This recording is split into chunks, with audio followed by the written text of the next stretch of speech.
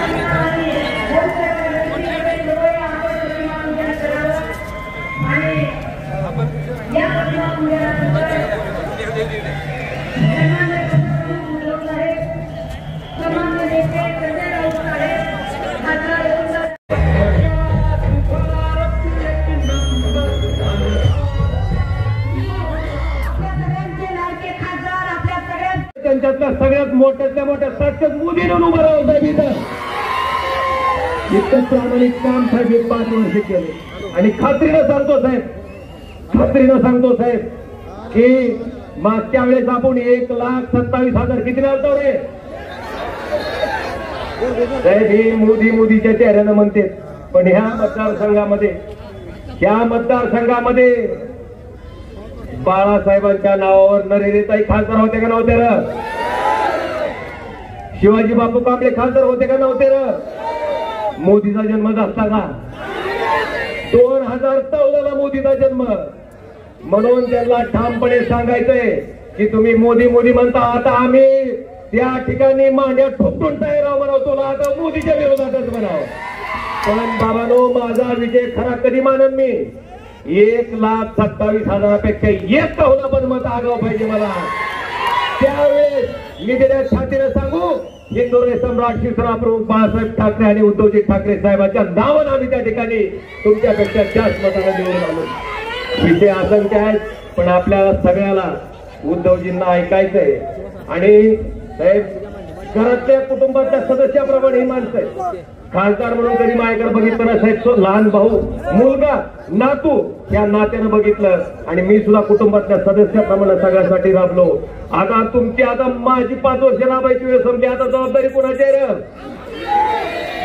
पाळणार का निश्चितपणे सांगतो साहेब किती ताकद आम्ही निश्चितपणे दाखवून देऊ एवढंच नाही साहेब ही गव्हाण मागच्या वेळेस कचाट्यात वाचलं होतं आपल्या युटी म्हणून तुम्हाला खात्रीनं सांगतो साहेब इथं सुद्धा महाविकास आघाडीचा आमदार आम्ही ताकदीनं त्या ठिकाणी निवडून आणण्याची अस्वस्थ बसणार नाही हा शब्द देतो आणि आपल्या सगळ्यांना उद्धवजी ठाकरे साहेबांना ऐकायचे म्हणून आपल्या सगळ्यांची रजा घेतो धन्यवाद जय हिंद जय महाराज धन्यवाद साहेब. खरं तर या तुळजाभवानी मातेच्या दरबारी आज आपण या ठिकाणी विचाराचे संबळ कडकडू लागलेले आहेत. सन्माननीय या ठिकाणी विचारपीठावरती उपस्थित मिलिंदजी नार्वेकर साहेब, सन्माननीय उद्धव बाळासाहेब ठाकरे साहेब, सन्माननीय उद्धव बाळासाहेब ठाकरे जोरदार टाळी आपण साहेबांचं या ठिकाणी स्वागत करूयात मी विनंती करतो. ज्यांना आपण ऐकण्यासाठी आतुर आहात या ठिकाणी साहेब, खरं तर आज प्रत्येक शिवसैनिकाचे कान आणि मन तृप्त करणारा आपला जनसंवाद यात्रेच्या निमित्ताने जो संवाद जनतेशी होतोय त्या प्रेत्यर्थ या तुळजाभवानी मातेच्या पुण्य पावन नगरीमध्ये आदरणीय शिवसेना पक्षप्रमुख उद्धव बाळासाहेब ठाकरे साहेब, जोरदार टाळी आपण साहेबांचं स्वागत करूयात अशी विनंती आहे. जमलेल्या माझ्या तमाम हिंदू बांधवांनो, भगिनी आणि मातांनो, ओमराजेंची उमेदवारी जाहीर करण्याची गरज आहे का? कारण ती जाहीर करण्यापूर्वी तुम्ही विजयावरती शिक्कामोर्तब केले.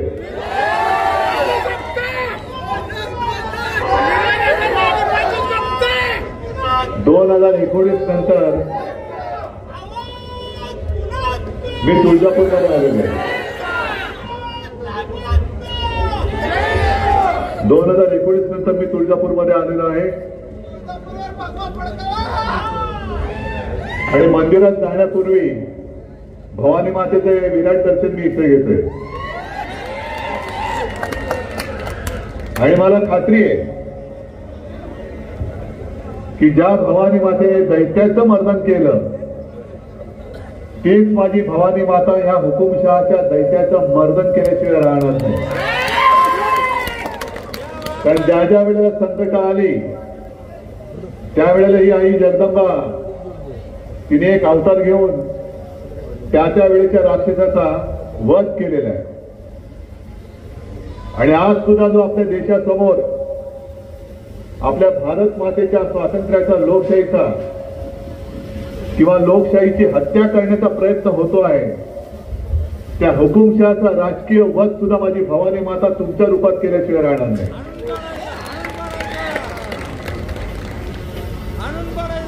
ओमराजे, तुम्ही या लोकांमध्ये किती मिसळलेले आहात हे मला प्रत्येकाच्या चेहऱ्यावर दिसतंय.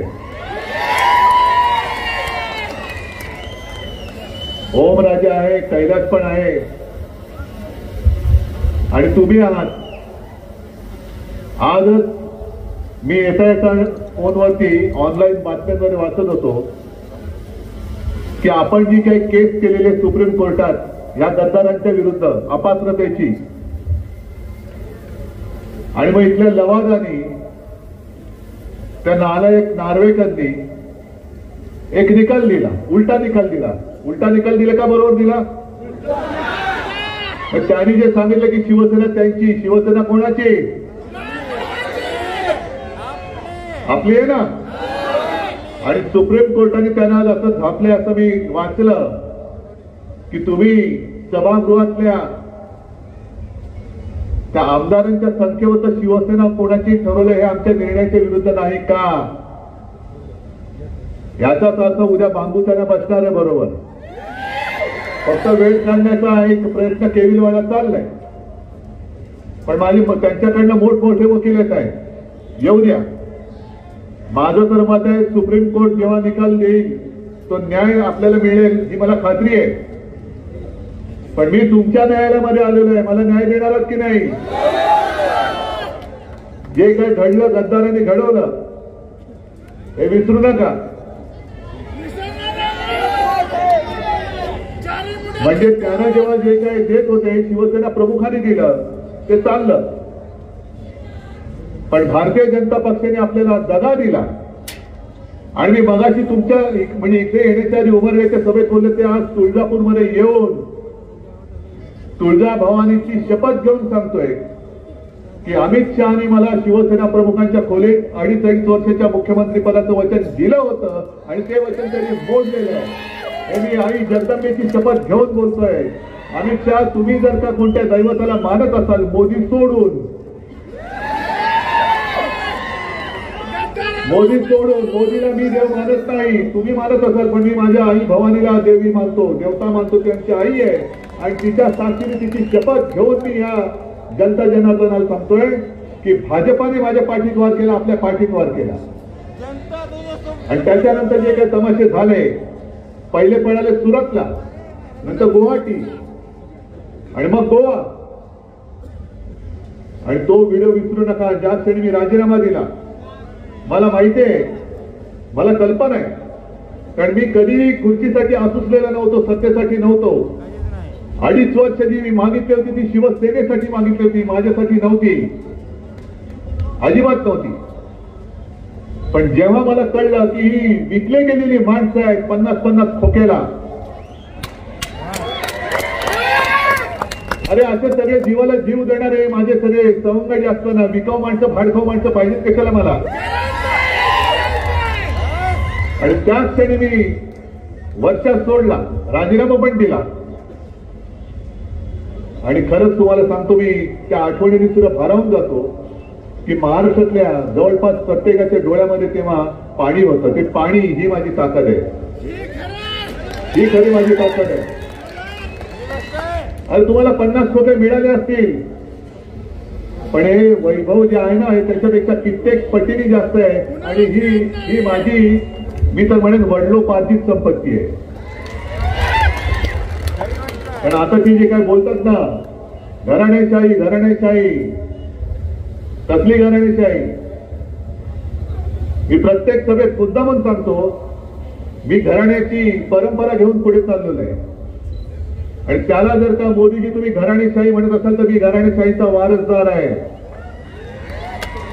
आणि मी आज तुम्हाला या तुळजाभवानीच्या पवित्र तुळजापूरमधून आव्हान देतोय की आमच्या ठाकरेंची जी घराणेशाही आहे, पिढ्यांची ती काढा आणि तुमच्या मोदींची आहे ती काढा, अमित शहाची काढा.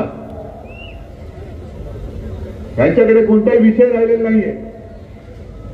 आज पंतप्रधान आणि गृहमंत्री तिकडे शेतकऱ्यांनी मोर्चा काढलाय, दिल्लीमध्ये ते पोहोचतायत.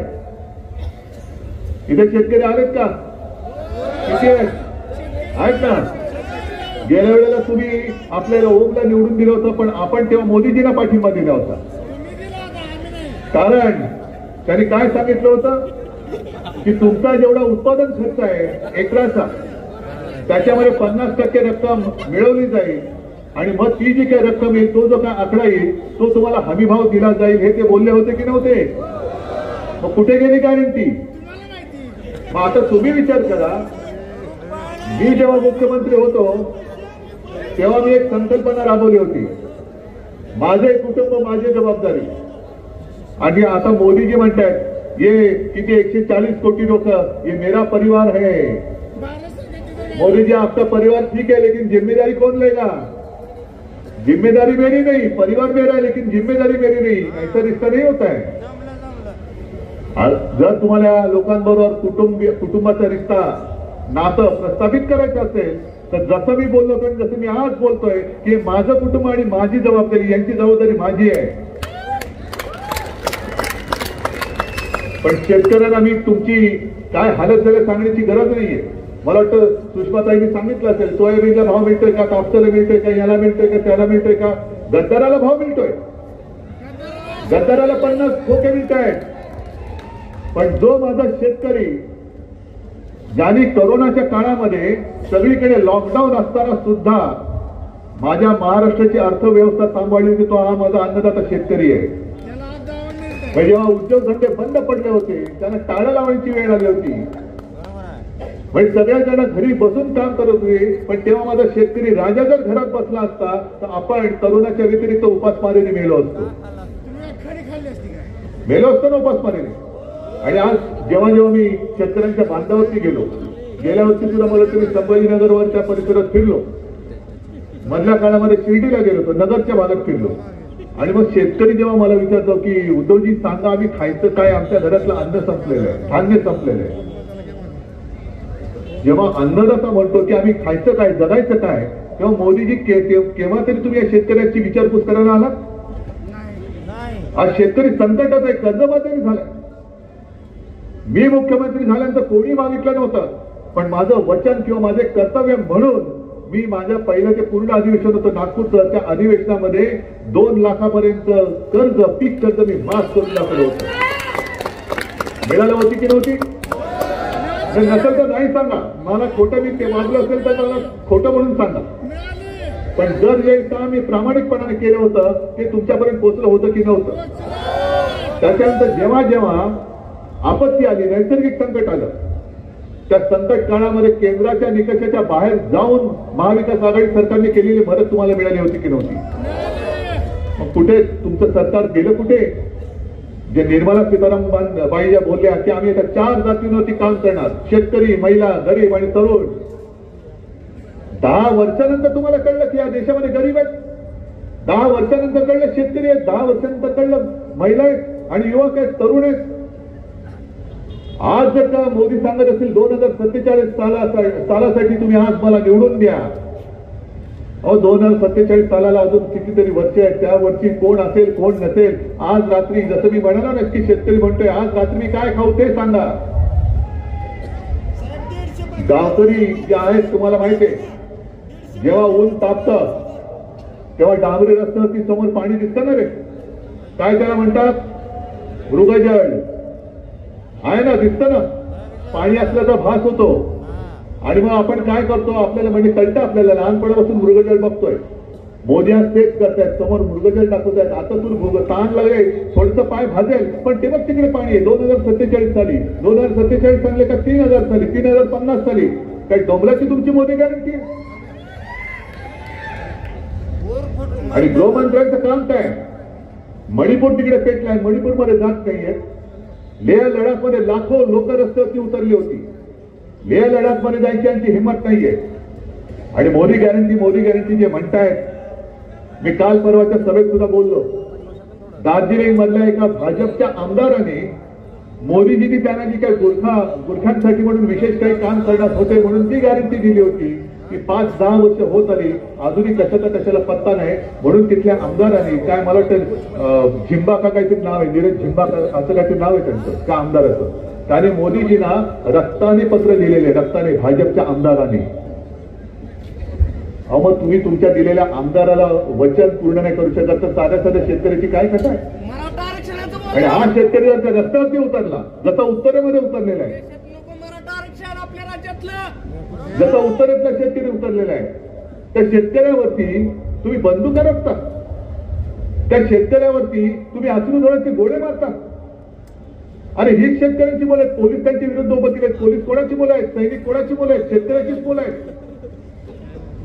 स्वतःच्या वडिलांविरुद्ध स्वतःच्या पोराला उभा करताय बंदूक घेऊन, त्यांच्यावरती जणू काही शेतकरी आनंदात आहे, त्याच्या डोळ्यात आधीच अश्रू आहेत, तरी सुद्धा तुम्ही अश्रू धरून सोडताय. असं सरकार तुम्हाला परत पाहिजे? हे बंदुका रोखणारं सरकार तुम्हाला हमीभाव देईल असं वाटतंय? 10 वर्ष आपल्या देशाची वाया गेली, 10 वर्ष आमची सुद्धा वाया गेली, आम्ही सुद्धा फसलो. कारण आम्हाला असं वाटलं होतं की एक चांगलं सरकार येईल, मजबूत सरकार येईल, हिंदुत्ववादी सरकार येईल. केलं आम्ही निवडून. 19 साली सुद्धा आम्ही मतदान केलं, 14 साली सुद्धा केलं. आणि ओमराजे तुम्ही बोलत ते बरोबर आहे, मोदीजींचं नाव कोणाला माहिती नव्हतं तेव्हापासून इकडे खासदार शिवसेनेचा येतोय, तेव्हापासून येतोय. त्याच्यामुळे असं कोणी समजू नये की त्यांचे फोटो लावून आम्ही निवडून आलो. नाही, त्यांचं कोणाला नाव सुद्धा माहिती नव्हतं. उलट ज्या वेळेला अटल बिहारी वाजपेयी पंतप्रधान होते, तुम्हाला माहिती आहे ना, आठवत आहे, तेव्हा ते मोदींना तेलाच्या टोपलीत टाकायला निघालं होतं. कोणी वाचवलं होतं मोदींना? हिंदू सम्राटांनी वाचवलं होतं ना. मग हे उपकार विसरणाऱ्या माणसाला पुन्हा आम्ही खांद्यावर बसून नाचत जायचं? आम्ही पालखी वाहू, ते हिंदुत्वाची वाहू, आम्ही पालखी वाहू, ती तुळजा भवानीची वाहू, पण मोदींची आणि भाजपची पालखी वाहण्यासाठी शिवसेनेचा जन्म नाही झालेला. आणि त्यांचं हिंदुत्व आहे पूर्णपणे वेगळं. त्यांचं हिंदुत्व एक सरचं नाचतं आणि डुप्लिकेट आहे. त्यांचं हिंदुत्व मी म्हणेन गोमूत्रधारी हिंदुत्व आहे. आमचं हिंदुत्व हे चेंडी जाणवतं हिंदुत्व नाही. कारण त्याही वेळेला शिवसेना प्रमुखांनी सांगितलेलं की मला, म्हणजे त्यांना, देवळात घंटा बडवणारा हिंदू नको आहे, अतिरेक्यांना बडवणारा हिंदू पाहिजे. हे आमचं हिंदुत्व आहे. आमचं हिंदुत्व हे हृदयात राम आणि हाताला काम देणारं हिंदुत्व आहे. मगाशी ओमराजे तुम्ही चांगलं सांगितलं होतं, याही सभेत ते सांगायला पाहिजे होतं. आज संपूर्णपणे महाराष्ट्राला ओरबाडून घेतला जातोय. महाराष्ट्रात होते ते, आहेत ते आणि येऊ शकणारे उद्योग कुठे जात आहेत कळते तुम्हाला ना? आता गेल्या आठवड्यातली बातमी आहे, 3 सेमी कंडक्टरचे जे उद्योग देशात येत आहेत त्यातले 2 मोदीजीने नेले गुजरातला. का महाराष्ट्राने तुमचा काय अपराध केलाय? मतांची भीक मागायला तुम्ही महाराष्ट्रामध्ये काय? काल अमित शहा येऊन गेले, 4 दिवसापूर्वी मोदी येऊन गेले, तुळजापूरमध्ये सुद्धा येतील, आता सांगतील मला मत द्या मत द्या मत द्या, आणि मत दिल्यानंतर सगळं तुम्ही महाराष्ट्र ह्या शिवराच्या महाराष्ट्र ओरबाडून तुम्ही गुजरातच्या कशात करणार? माझा काही गुजरात बद्दल राग नाहीये, गुजराती माणसांबद्दल द्वेष नाहीये. उलट आमच्याकडे अनेक पिढ्यांपासून या महाराष्ट्रामध्ये गुजराती माता भगिनी बांधव पिढ्यानपिढ्या राहत आहेत. कुठे आमचा आणि त्यांचा झगडा आहे? शिवसेनेमध्ये सुद्धा अनेक गुजराती आहेत, त्यांचा आणि आमचं काहीच होत नाहीये, त्यांच्याबद्दल मी विरोधात नाहीच आहे. उलट गुजरात सुद्धा आमचाच आहे, गुजरातची सुद्धा प्रगती करा, पण त्याच्यासाठी महाराष्ट्र ओरबाडायचा, महाराष्ट्र लुटायचा. हे सुरतला जाऊन जे नाचले नालायक लोक, त्यांना हे माहिती नाही सुरत ही छत्रपती शिवाजी महाराजांनी लुटली होती, ती इंग्रजांची वखार लुटली होती. आज वरती जे बसले हे महाराष्ट्र लुटतायत. ज्या छत्रपतींनी सुरत लुटली होती इंग्रजांची वखार, त्या छत्रपतींचा महाराष्ट्र हे लुटतायत, आणि हे लाचार मिंदे शेपूट हलवत त्यांची बुटसाठीगिरी करतायत. हे असे खासदार तुम्हाला पाहिजेत? आज डोळ्यात देखत आपलं सगळं ओरबाडून जात असताना सुद्धा ते थांबवण्याची कोणामध्ये हिंमत नाहीये. का पडलं त्यांनी आपलं सरकार? आज ही जनता जी मला कुटुंब प्रमुख मानते, काय माझा गुन्हा काय होता? करोनामध्ये मी तुम्हाला सांभाळलं आणि तुम्ही सुद्धा मला साथ दिली, हा काय मी गुन्हा केला? मी शेतकऱ्यांचं कर्ज माफ केलं होतं, हा काय मी गुन्हा केला? मी संकट काळामध्ये शेतकऱ्यांच्या पाठी उभा राहिलो, हा काय मी गुन्हा केला? मी नवीन उद्योग आणत होतो महाराष्ट्रामध्ये, हा काय मी अपराध केला? पण यांना सरकार का पाडायचं होतं? कारण मी त्यांना महाराष्ट्र लुटू देत नव्हतो. काय हिंमत होती त्यांची महाराष्ट्र लुटायची? अरे महाराष्ट्र लुटायचा प्रयत्न केला असता तेव्हा त्यांचे हात तिकडे तोडून ठेवले असते मी. पण आता ती वेळ आलेली, सर्वोच्च न्यायालयाचा निकाल लागेल तेव्हा लागेल. मी मागे सुद्धा बोललो होतो दसरा मेळाव्यात, 15 वर्षांनी लागू द्या, 20 काय 50 काय 100 वर्षांनी लागू द्या, हा निकाल जो लागणार आहे तो केवळ शिवसेनेसाठी नाही, तर या देशामध्ये लोकशाही जिवंत राहणार आहे की नाही त्याचा तो न्यायनिवाडा असणार आहे, त्याचा तो न्यायनिवाडा असणार आहे. आणि आता आणखीन पुढच्या महिन्याची तारीख दिली, बघूया. आमचा विश्वास आहे, सर्वोच्च न्यायालयावरती विश्वास आहे, पण सगळ्यात जास्त विश्वास माझा या न्यायालयावरती आहे. हे माझं न्यायालय आहे, मी जनतेच्या न्यायालयात आलेलो आहे, न्याय मागण्यासाठी आलेलो आहे. निवडणूक आयोगाने सुद्धा आपली शिवसेना, अरे शिवसेना प्रमुखाने आणि माझ्या आजोबांनी दिलेलं नाव, हा कोण धोंड्या निवडणूक आयुक्त जो नाव त्याला देऊ शकतो? हे लाचार सगळी लोक ही माझ्या शिवसेनेचं नाव त्याला देऊ शकतात? निवडणूक चिन्ह करायची तुम्ही देण्याचा अधिकार असेल, पण माझ्या पक्षाचं नाव देण्याचा निवडणूक आयुक्ताला अधिकार नाही, त्या धोंड्याला अधिकार नाहीये. त्याचं नाव मी धोंड्यात ठेवलंय. जर तू माझ्या शिवसेनेचं नाव त्यांना देतोस तर तुझं सुद्धा नाव मी बदललेलं आहे, ते मी धोंड्यात ठेवलेलं आहे.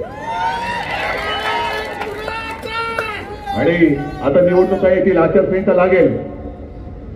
एक त्यांनी फतवा काढलाय की कोणीही धार्मिक प्रचार केला तर कायदेशीर कारवाई केली जाईल. मी त्याचं स्वागत करतो, पण त्या धोंड्याला सांगतो की अरे धोंड्या, तुझ्यात जर का हिंमत असेल तर पहिली पंतप्रधानांवरती कारवाई कर. कारण पंतप्रधान मोदीजींनी कर्नाटकच्या निवडणुकीत काय नारा दिला होता? बजरंगबली की जय बोलून तुम्ही मतदान करा. मग धोंड्याला सांगतो आणखीन तुझ्यात जर का हिंमत असेल तर धोंड्या गृहमंत्र्यांवरती कारवाई कर, अमित शहावरती कारवाई कर. का? कारण मध्य प्रदेशच्या निवडणुकांमध्ये अमित शहानी सांगितलं होतं जनतेला की तुम्ही जर का भाजपला मतं दिली तर तुम्हाला राम लल्लाचं दर्शन आम्ही फुकट घडवू. हा धार्मिक प्रचार नाही. शिवसेना प्रमुखाने त्यावेळेला 80-90च्या सालामध्ये हिंदुत्वाचा प्रचार केला, म्हणून अटल बिहारी वाजपेयी पंतप्रधान असताना निवडणूक आयोगाने शिवसेना प्रमुखांचा मतदानाचा अधिकार 6 वर्षासाठी काढला होता. निवडणूक लढवण्यासाठी 6 वर्ष बंदी केली होती. मग यांनी तर भर निवडणुकीमध्ये बजरंग बलीची जय बोलून मतदान करायला सांगितलं. काय हिंमत आहे तुमची मोदीजींचा अधिकार काढण्याची? ते तर म्हणतात की पुन्हा येईन, मी पुन्हा येईन. पुन्हा येईन बोलू नका. पुन्हा येईन बोलणाऱ्याचं काय होतं तुम्हाला कळलेलं आहे. पुन्हा येईन पुणे अहंकारात जाऊ नये. पण देशामध्ये समान नागरिक कायदा आणणार असं तुम्ही म्हणताय, तर पहिला समान नागरिक कायदा इथून आणा की निवडणूक आचारसंहिता ज्यांनी कोणी मोडली असेल त्या तो कायद्यासमोर सारखा पंतप्रधान असलं तरी तोच न्याय, आणि उद्धव ठाकरे असेल तरी त्याला तोच न्याय लागेल. तर आम्ही मानू की हे कायद्याचं राज्य आहे. पण तुम्ही वाटेल ते करायचं, वाटेल ते बोलायचं, पण केवळ तुम्ही पंतप्रधान आहात म्हणून निवडणूक आयोग तुम्हाला काही करू शकत नाही. कारण निवडणूक आयुक्तांना नेमणारी सुद्धा तुम्हीच आहात. आज सुद्धा जी एक बातमी मी वाचली, बंगालमधल्या एका न्यायमूर्तींनी राजीनामा दिला आणि ते भाजपात गेले. ठीक आहे, चांगली गोष्ट आहे. पण त्या पलीकडे जाऊन त्यांनी जे बोलले ते वक्तव्य फार गंभीर आहे. त्यांनी असं सांगितलं की भारतीय जनता पक्ष माझ्या संपर्कात होता आणि मी देखील त्यांच्या संपर्कात होतो. मग कधीपासून त्यांच्या संपर्कात भारतीय जनता पक्ष होता आणि त्या काळामध्ये त्यांनी असे कोणते राजकीय निर्णय दिलेत का की कोणाला धार्जिणे आहेत हे सुद्धा आता तपासून बघावं लागेल.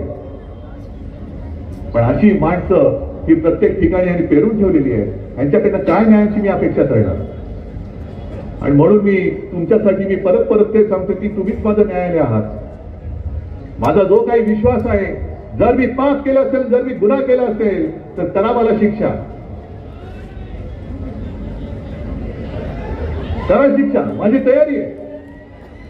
आणि मी त्यांना सुद्धा आव्हान देतोय, चला आपण असा एक दिवस एक वार वेळ ठरवा. तुम्ही ठरवाल ती वार वेळ, सगळ्या जनतेला बोलवा आणि तिकडे एक काम करायचं, पोलिसांना बाजूला ठेवायचं. ना मी एक पोलीस घेऊन येणार आणि ना नार्वेकर किंवा मिंद्यानी किंवा देवेंद्र फडणवीसांनी पोलीस घेऊन यायचं. मध्ये उभं राहायचं आणि सांगायचं, सगळ्यांच्या समोर सांगायचं की शिवसेना उद्धव, शिवसेना तुझी नाही, शिवसेना या मिंद्याची आहे. सांगा, हिंमत असेल तर जनतेच्या बोला, माझी तयारी आहे. पण हे सगळे एवढं उघड दिसत असताना सुद्धा केवळ अधिकार तुमच्याकडे आहे आणि जरा काही बोललं, माझे कार्यकर्त्यांनी जरा काही केलं की लगेच तुमच्याकडे तुमचे घरगडी तुम्ही जे ठेवले ईडी, सीबीआय, इन्कम टॅक्स वगैरे हे त्यांच्या मागे सोडायचे, दडपण आणायची, आमिष दाखवायची, पक्षामध्ये ये. कसला कारभार तुम्ही केलात आणि काय कारभार तुम्ही करणार? उघड तुम्ही धमक्या देताय. एक तर भाजपाचे, नाहीतर जेलमध्ये जा. तरी सुद्धा संजय राऊत सारखे काही लोक असतात आणि आहेत, ते सांगतात की मी मोडणार तर नाही, पण वेळ आली तर मोडेन, पण वाकणार नाही. अरे मी तर म्हणतो मोडणार तर नाही, पण तुम्हाला वाकवल्याशिवाय आम्ही आता राहणार नाही. ही काय बेबंदीशाही आहे, ही हुकुमशाही आहे. आणि मी व्यक्तीच्या विरुद्ध नाही बोलत. जर मोदीजी तुम्ही आमच्या घराणेशाहीच्या विरुद्ध बोलत असाल तर आम्ही तुमच्या हुकुमशाहीच्या विरुद्ध बोलतो आहोत. साऱ्या देशाला ज्यांनी स्वातंत्र्य मिळवून दिलं त्या स्वातंत्र्य लढ्यामध्ये भाजप काय, भाजपचे बाप झाले सुद्धा नव्हते. उलट मुद्दामून तुम्हाला सांगितलं पाहिजे, कारण अनेक जणांना माहिती नसतं. त्यांना असं वाटतं की हेच आपले सर्व काही आहेत, हेच देशप्रेमी आहेत, हेच हिंदुत्ववादी आहेत. असं नाहीये. मी मुद्दामून तुम्हाला काही गोष्टी सांगतो. ते जे काही म्हणतात ना, मध्ये आता ते नावं देतात, दीनदयाळ उपाध्याय, श्यामाप्रसाद मुखर्जी. तुम्हाला किती जणांना माहिती आहे श्यामाप्रसाद मुखर्जी? माहितीये काय होते? माहितीये, जनसंघाचे संस्थापक. भाजपच्या आधी जनसंघ होता आणि यांची पद्धत हीच आहे. म्हणजे कसं असतं की समजा चांगलं लग्न चाललेलं आहे तर लग्नामध्ये घुसायचं, पंक्तीला बसायचं, श्रीखंड पुरी ओरपून खायची आणि नवरा बायको भांडण लावून बाहेर पडायचं. हे भाजपवाले. तसंच हे श्यामाप्रसाद मुखर्जी 52 साली त्यांनी जनसंघाची स्थापना केली. पण त्याच्या आधी 1940-42च्या सुमारास, म्हणजे 42, महात्मा गांधीजींनी जेव्हा इंग्रजांना चले जाओ असं सांगितलं होतं, चले जाओ ती चळवळ सुरू केली होती, तेव्हा श्यामाप्रसाद मुखर्जींनी त्यावेळेच्या बंगालच्या गव्हर्नरला पत्र लिहिलं होतं की ही चळवळ घातक आहे आणि ती पश्चिम बंगालमध्ये चिरडून टाकली पाहिजे. हे श्यामाप्रसाद मुखर्जी हे यांचे राजकीय बाप. आणि त्याच श्यामाप्रसाद मुखर्जींनी त्याच काळामध्ये, म्हणजे आताचे जे मुस्लिम बांधव सोबत येत आहेत त्यांना कळतंय की शिवसेनेचं हिंदुत्व हे द्वेषाचं राजकारण करणारं नाहीये. पण तेव्हाची जी मुस्लिम लीग होती त्यांनी हिंदुस्थान पाकिस्तानची विभागणी मागितली होती आणि त्या मुस्लिम लीग बरोबर स्वातंत्र्य लढ्यात उतरलेली काँग्रेस नको म्हणून श्यामाप्रसाद मुखर्जींनी मुस्लिम लीग बरोबर सरकारमध्ये स्थापन 11 महिने अर्थमंत्रीपद भूषवलं होतं. मग कोणी कोणाला हिंदुत्व शिकायचं? भाजपकडनं आम्ही हिंदुत्व शिकायचं? अरे तुमच्या बापदाद्यांनी मुस्लिम लीग बरोबर तेव्हा सरकार स्थापन केलं होतं आणि तुमच्याच त्या श्यामाप्रसाद मुखर्जींनी चले जाव चळवळीला विरोध केला होता. तुम्ही आम्हाला देशभक्ती शिकवणार का तुम्ही आम्हाला हिंदुत्व शिकवणार? हे असले सगळे भंपक ह्यांचे आदर्श म्हटल्यानंतर आता तुमच्या लक्षात आलं असेल त्यांना शिवसेना प्रमुखांचा फोटो का चोरायची वेळ आली. एक तर महाराष्ट्रामध्ये आता यांचं नाणं चालत नाही, यांचा चेहरा चालत नाही. आता यांच्या चेहऱ्यावरचा बुरखा हा फाटलेला आहे. जो हिंदुत्वाचा मुखवटा यांनी घातला होता तो मुखवटा फाटलेला आहे आणि आतमधला भेसूर बिभत्स चेहरा हा आता जनतेसमोर आलेला आहे, जो कोणाच्याच बाजूचा नाहीये.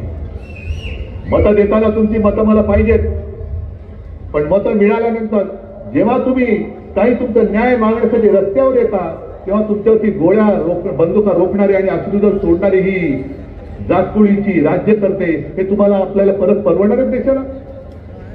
आता आम्हाला लोकशाही टिकवायची, लोकशाही ही आपल्या देशामध्ये कायम ठेवायची आणि म्हणून मी प्रत्येक सभेमध्ये एक आवाहन करतो. आवाहन म्हणजे विनंती.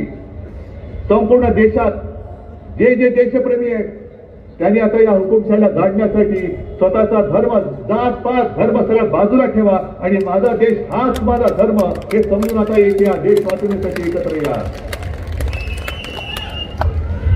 तुम्हाला वाटत असेल की उद्धव ठाकरे जे बोलतोय त्या उद्धव ठाकरेसाठी, तर उद्धव ठाकरेसाठी लढत नाहीये. उद्धव ठाकरे लढतोय हा तुमच्यासाठी लढतोय. एका प्रश्नाचं फक्त मला उत्तर द्या की ज्याच्यामध्ये मला पुढे प्रचाराला जायची गरज आहे की नाही ते मला कळेल. जे मी बोलतोय ते मी माझ्यासाठी नाही बोलत. तुम्हाला, तुम्ही आणि तुमच्या भावी पिढ्या या लोकशाहीत जगाविषयी वाटतात की हुकुमशाहीमध्ये? तुम्ही ज्या वेळेला न्याय मागण्यासाठी रस्त्यावर येईल तेव्हा तुमचं ऐकून घेणारं राज्यकर्ता पाहिजे का गोळ्या घालणारं राज्यकर्ता पाहिजे? तुम्हाला निवडणूक आल्यानंतर फसवणारं राज्यकर्ता पाहिजे का निवडणुकीच्या वेळेला जे बोलेल ते करून दाखवणारं राज्यकर्ता पाहिजे? मग हे जे काय असे अनेक प्रश्न आहेत. अच्छे दिन आएंगे आले, हातात 15 लाख मिळाले आणि मिळाला, पण आता मी तुम्हाला सांगतोय आप अच्छे दिन आएंगे. आता अच्छे दिन येणार. कारण मी जो एक नारा दिलेला आहे तो नारा आता देशभर घुमला पाहिजे आणि नुसता देशभर घुमून नाही चालणार, तो तुम्हाला अंमलात आणावाच लागेल. म्हणजे असं म्हणा की काही कार्यकर्त्यांना आता यांच्या दडपणाखाली पोलीस माझ्या कार्यकर्त्यांना तडीपारीच्या नोटीस काढतात आणि ती नोटीस काढल्यानंतर त्याच्यावरती सही करावी लागते. तशी मी भाजपला तडीपारीची नोटीस काढतोय. तुम्ही त्याच्यावर सही केली पाहिजे. करणारच जरा इथं जोरात बोलणार. अबकी बार भाजपा तडीपार. बोला अबकी बार. सही करणार नोटीसीवर, तडीपार करणार भाजपला. चला तुम्हाला लाख लाख धन्यवाद देतो आणि पुन्हा एकदा आई जगदंबेच्या दर्शनाला ज्या क्षणी तुम्ही सगळे देशवासीय या देशात येऊ पाहणारी हुकुमशाही गाडून टाकाल तेव्हा वाजत गाजत मी मंदिरात आईच्या दर्शनाला आल्याशिवाय राहणार नाही. जय हिंद, जय महाराष्ट्र.